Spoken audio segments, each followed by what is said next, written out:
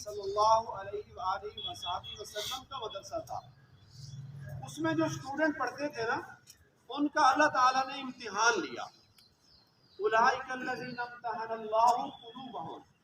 اللہ کے نبی کے جو شاگرد ہیں رسول اللہ کے مدرسے میں جو اسٹوڈنٹ پڑھ رہے ہیں جنہیں صحابہ کرام کہا جاتا ہے اللہ تعالیٰ ان کا امتحان لے رہے ہیں. اور امتحان اور جائزہ کس چیز کا لیا کہ ان کے دلوں میں تقویٰ ہے یا نہیں. تو تقوی کا اللہ نے امتحان لیا. اس سے معلوم ہوتا ہے کہ تعلیم کا جو بڑا مقصد ہے نا وہ ہے تقویٰ. اللہ کا خوف دل میں پیدا ہو جائے. اور ہمیں اللہ تعالیٰ نے دنیا میں بھیجا ہے اس بھیجنے کا ایک ہی مقصد ہے اللہ تعالیٰ کی عبادت. 27ویں سپارے میں اللہ تعالیٰ فرماتے ہیں کہ میں نے جنوں اور انسانوں کو محض اپنی عبادت کے لیے ہی پیدا کیا. اور عبادات کی بیٹا بہت ساری اقسام ہیں. کوئی عبادات ایسی ہیں جن کو زندگی میں ایک مرتبہ ادا کرنا ہوتا ہے اور کئی عبادات ایسی ہیں ان کو ہفتے میں ایک دفعہ ادا کرنا ہوتا ہے. جیسے جمعہ کی نماز. آج جمعہ کا دن ہے سید الایام ہے دنوں کا سردار. بہت سارے ایسے مسنون اعمال ہیں بیٹا بہت ساری ایسی سنتیں ہیں جو صرف جمعہ والا دن ادا کرنا ہوتی ہے. سورۃ کہف کی تلاوت کرنا غسل کرنا اور کثرت کے ساتھ درود پاک پڑھنا مسجد میں جا کر امام صاحب کا خطبہ سننا تقریر سننا. اللہ نے ایسا جمعہ کے مسنون جو آدمی اس وقت اللہ سے جو کچھ مانگ رہا ہو اللہ تعالیٰ اس کی دعا کو قبول فرمائے. جیسے آپ کے امتحان ہوتے ہیں تو امتحان میں کامیابی کون نہیں چاہتا. تو جمعہ والا دن بعض علماء نے لکھا ہے کہ وہ گھڑی عصر سے لے کر مغرب تک جمعے والے دن یہ ٹائم بہت اہم ہوتا ہے.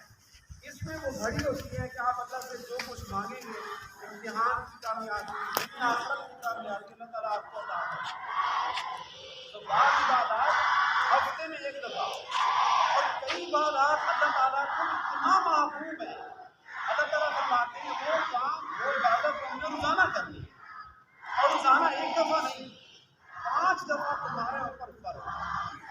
اور وہ عبادت ایسی ہے بیٹا کہ اللہ تعالیٰ نے بہت سارے احکام جب دیے تو حضرت جبرائیل امین کو اللہ تعالیٰ کا احکام دیتے تھے وہ وہی لے کر اللہ کے حضور تشریف لاتے کہ یا رسول اللہ یہ آپ کی شریعت ہے.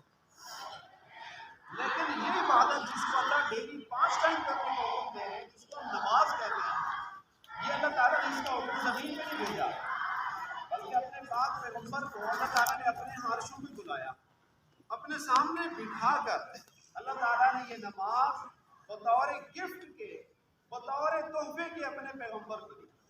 فرمایا یا رسول اللہ یہ میری طرف سے آپ کو اور آپ کی امت کو تحفہ ہے. تو بہت بدبخت ہوتے ہیں وہ آدمی جو نماز کو چٹی سمجھ کے پڑھتے ہیں یا نماز کو بوجھ سمجھتے ہیں. نماز کو بیٹا کبھی ہم نے چٹی یا بوجھ سمجھ کے نہیں پڑھنا. یہ نماز تو ہمارے لیے تحفہ ہے. یہ نماز تو اللہ کی طرف سے بہت بڑا ہمارے لیے انعام ہے. نماز یہ انبیاء کرام کا طریقہ ہے. نماز اللہ تعالیٰ اور اس کے فرشتوں کی ایک محبوب عمل ہے. اور نماز ہماری مشکلات ہماری پریشانیوں کو حل کرنے کا ایک بہترین پاپولر مقبول اللہ نے ہمیں طریقہ دیا. واستعینوا بالصبر والصلاۃ.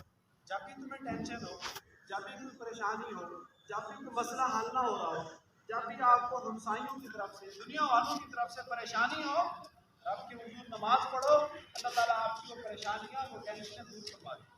اللہ خود فرمائے واستعینوا بالصبر والصلاۃ.